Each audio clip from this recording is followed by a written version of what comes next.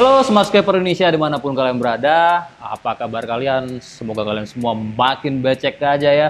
Main air terus!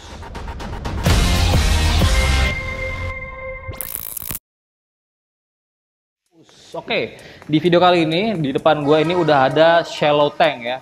Waduh, kereta lewat ini berisik banget klaksonnya. Udah ada shallow tank. Kenapa dinamakan shallow tank? Kalau menurut gue sih shallow tank itu adalah akuarium yang tingginya itu sepertiga atau kurang dari sepertiga panjangnya. Nah, kebetulan di sini ini panjangnya 30 cm, lebarnya 20 cm, sedangkan tinggi kolom airnya ini 9 cm. Jadi kurang dari sepertiga panjangnya ya. Itu udah gua kategorikan sebagai shallow tank. Sedangkan yang bawahnya ini kakiannya itu sekitar 3 cm. Nah, gue mau bikin apa di tank ini? Gue rencananya mau bikin riparium ya, riparium di shallow tank. Gue dulu udah pernah juga bikin riparium di shallow tank tahun 2018 pertengahan kalau nggak salah, tapi saat itu belum aktif di YouTube, jadi nggak di videoin. Nanti bisa kalian lihat fotonya dari Instagram gue. Dan kali ini gue juga mau bikin hal yang sama lagi, riparium. Kenapa disebut riparium? Karena dia merepresentasikan kayak pinggir sungai ya, ada area basahnya, lalu ada tanaman yang keluar dari air ke permukaan. Nah di sini gue pakai lampu, mereknya ini Frog ya, Frognya pakai K bukan G, kodok ya. Ini waktu itu gue beli pada saat CIPS tahun berapa ya, gue lupa, tahun 2019 atau 2019 di Shanghai. Ini bisa untuk 30 cm, dayanya itu kalau tidak salah sekitar 18 watt, jadi sangat mencukupi untuk riparium di 30 cm.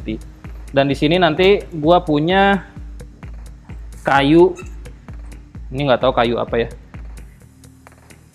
Ini ada kayu, lalu juga nanti pakai batu. Biasanya anak-anak nyebutnya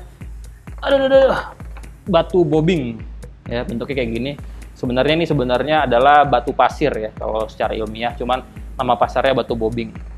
Mau pakai ini, nanti di bagian belakangnya ya seperti biasa kita akan gunakan substrat sistemnya Aquariset, karena ini nanti tidak ada filternya, tidak ada CO2-nya, akan menggunakan metode Diana Wolstadt seperti yang udah sering gue jelaskan di video-video beberapa tahun yang lalu gitu ya. Oke, kalau gitu tanpa berlama-lama lagi kita mulai aja ya.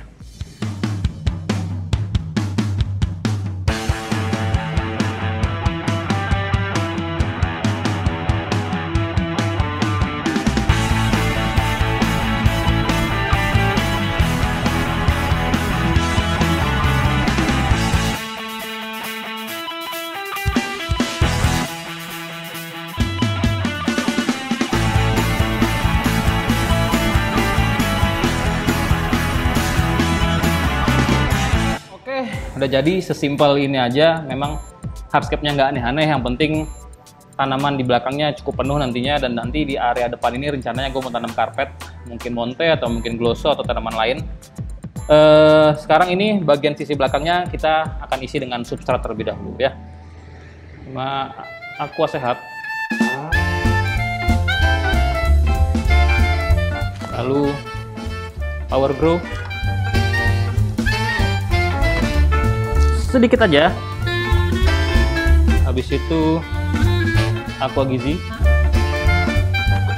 dan terakhir Soil Ultimate.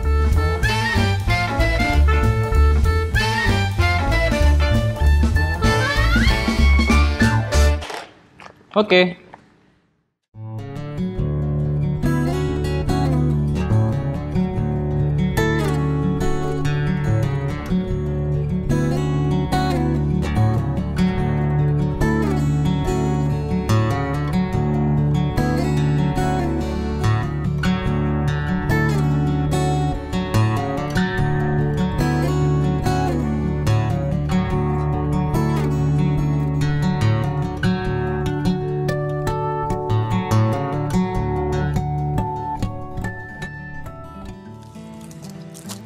Oke, sekarang udah kelar hardscapingnya. Nanti mungkin area-area sini akan gue tambahin pakai aquaterra ya, supaya nanti gue bisa nanemin moss di area atas ini.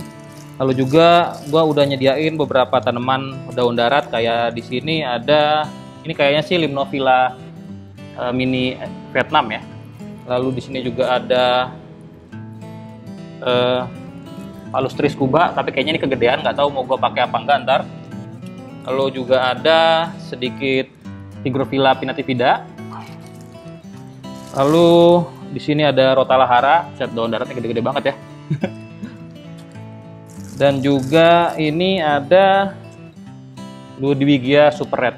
Ya, ini daun darat semua. Kenapa ya? Supaya nanti adaptasinya gampang. Lalu di sini juga ada Hydrocotyl tripartita, dan mungkin juga nanti akan gue tambahkan tanaman-tanaman lain yang ada di belakang tuh, dari palut-palut belakang. Kita lihat aja ntar apa yang cocok ya. Dan nanti di depan pakai glosso sih kayaknya, sama mungkin hairgrass, tapi gue mau nyiapin dulu tanamannya. Bentar ya. Oke, pertama gue mau nanam glosso dulu ya. Buat kalian yang sering gagal nanam glosso, biasanya itu paling gampang caranya adalah memotong si glossonya satu porsi kayak gini nih. Ya, selain irit, juga akan lebih mudah untuk dia menyebar karena dia tidak terlalu rapat, tidak satu klam gitu ya. Kalau satu klam kan nanti oksigen sama nutrisi dan CO2 itu agak sulit untuk melewatinya. Jadi sedikit-sedikit segini aja, cuman bikinnya agak rapat gitu ya.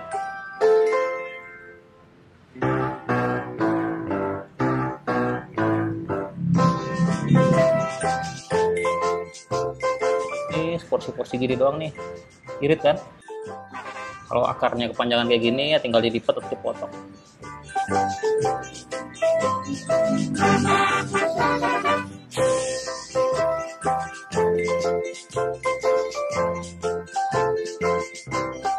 Alright, habis itu kita basahin lagi dikit deh. Sekarang gue mau nanam hairgrass ya. Hairgrass.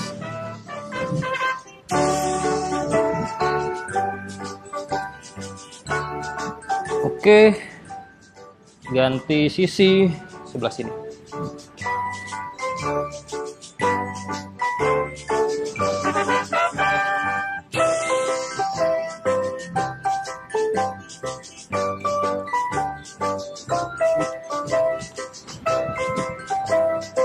Oke, lalu lanjut apa lagi ya? Oke, lanjut ke tanaman background. Gue akan pakai ini. Nggak kelihatan ya. Nah, ini gue ragu apakah Pogostemon erectus atau Limnophila ya. Kayaknya sih ini Limnophila. Ya, nggak aja lah Limnophila. Soalnya daun darat agak susah ngelihatnya.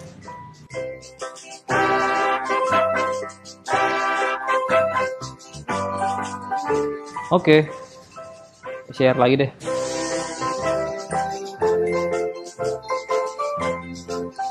Ini ada Rothalahara, gede-gede banget ya. Potong dua kali ya.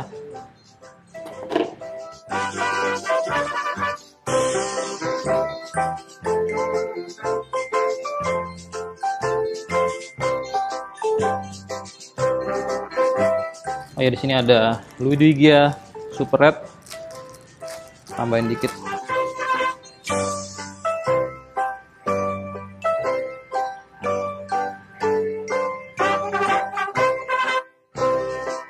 Ini ada Palustris Kuba.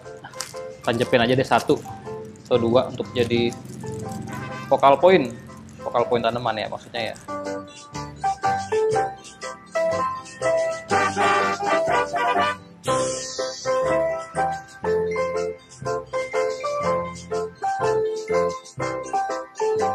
Alright, habis itu mungkin gua akan planting area atas ya, pakai Aquaterra dulu.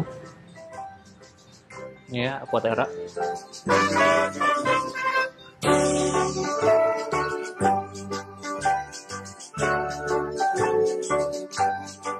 Jadi prinsipnya sih Aquaterra itu harus nyambung dari sumber air sampai ke area yang pengen ditanemin ya, supaya karena dia kapilaritasnya tinggi ya, nanti dari area sini ini kan nih ada kena air nih, dia akan terus merembes ataupun nyampe airnya ke area atas, sehingga area atas kalau kita tanamin moss atau apapun dia tidak akan kering gitu ya harapannya ya.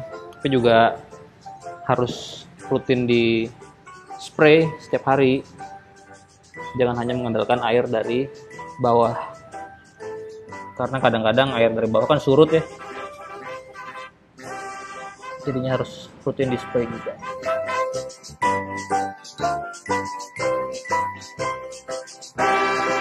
Oke, gue siapin tanaman-tanamannya dulu deh.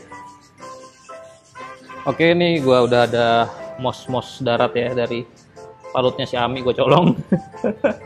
Maaf ya Mi.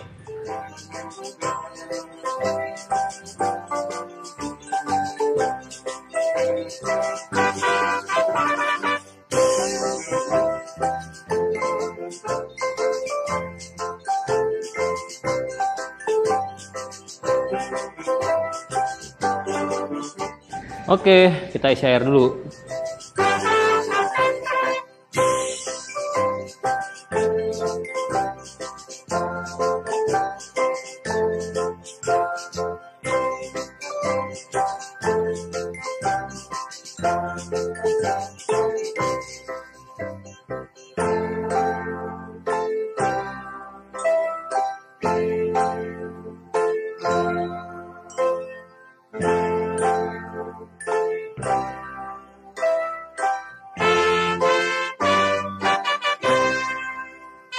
Oke, jadinya kurang lebih seperti ini hasilnya.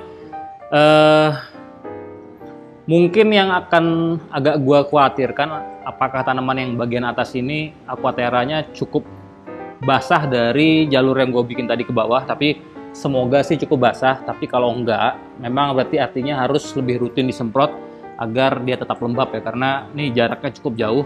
Tapi insya Allah bisa, dan karena juga gue gunakan tanaman berdaun darat di sini, jadi mungkin adaptasinya akan lebih mudah ya.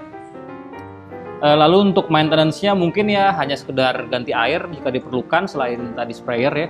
Lalu juga trimming, mungkin udah itu aja. Terus kalau mau masukin fauna, bisa beberapa ekor. Menurut kalian fauna apa yang cocok di sini?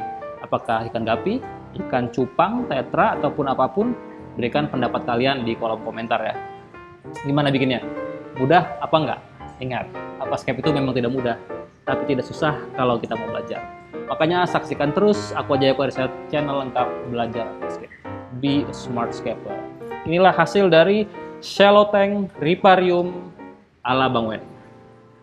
Mohon pamit. Assalamualaikum warahmatullahi wabarakatuh. Ciao.